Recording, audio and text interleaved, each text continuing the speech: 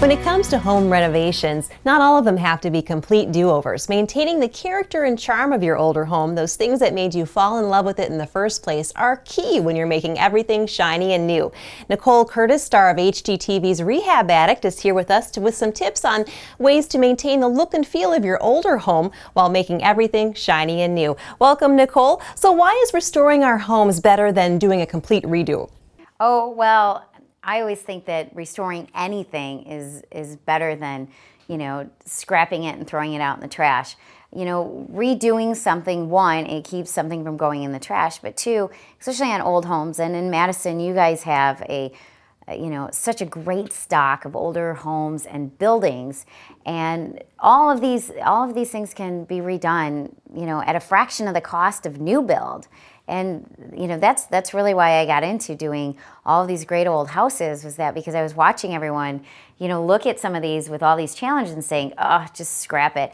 And the budgets on a new build or a new construction are so much greater than if you just simply go in and tweak what you have. And a lot of times, once you get your hands dirty on an old house, you kind of realize that it's not so bad as you think.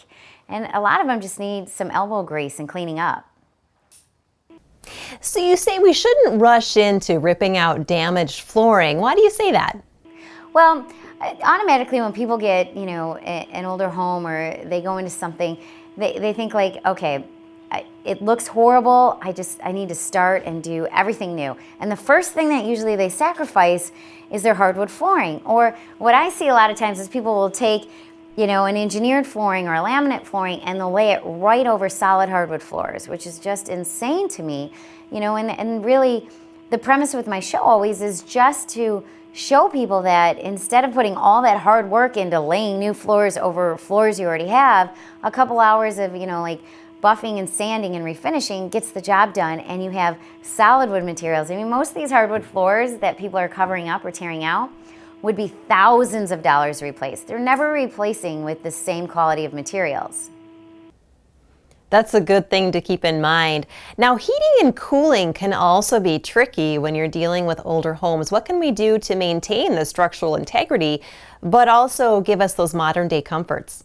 Well, I'm sure you guys have been cranking up some nice temperatures there in the summer, because you guys aren't too far from us in Detroit and Minneapolis, where I have all my projects.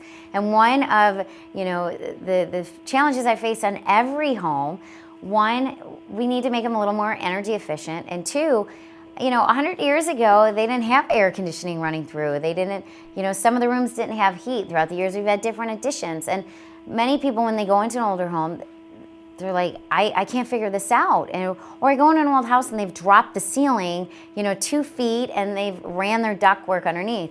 What I've done is that I've, spent 20 years figuring out how do we do all this without dropping the ceilings, without closing off walls, without changing the floor plan. And I'm working with Mitsubishi Electric right now on some of my projects where we're taking just that idea of pushing a controlled climate throughout a house without breaking down any of the really cool characteristics of the old house, like the original plaster walls and the plaster ceilings and the original woodwork. And this home that I'm working on right now, we have managed to keep this beautiful cathedral ceiling on my 3rd floor, and I'm still gonna have heating and cooling in there, but we're hiding it all because the systems have reached such a point, like anything else, technology has improved vastly over the years, and now we're able to do that without you having to see everything or make sacrifices throughout the home. Do you have some solutions for homeowners with those annoying hot and cold spots that you sometimes get in those older homes? Well, every house I've ever lived in is an old house, and there's always that cold room where you don't want to go to in the winter, and then usually it's the 3rd floor or the top floors that are so hot in the summer, and for me, that's where I always make my master suites. Now, that's one of the things that, protects me from having people wanting to come visit me in the summer, and no one ever wants to stay in my room, so I never have to sleep on my own couch. But the thing is now is that we've figured out a way to zone all these houses with all these new implements in heating and cooling so that, it doesn't have to be like that anymore. So, if you grew up in an old house as a kid and you had those things where you're like, I froze. I hear that so many times where people are like, I froze to death in my old house. I don't want one. We've figured it out. And that's really what I'm showing in my new projects is, You know, everyone's obsessed with energy efficiency and really getting, you know, one climate control throughout the entire house, and that's what we're doing. And at MitsubishiComfort.com, I'm really showing the ways that this can be done right now.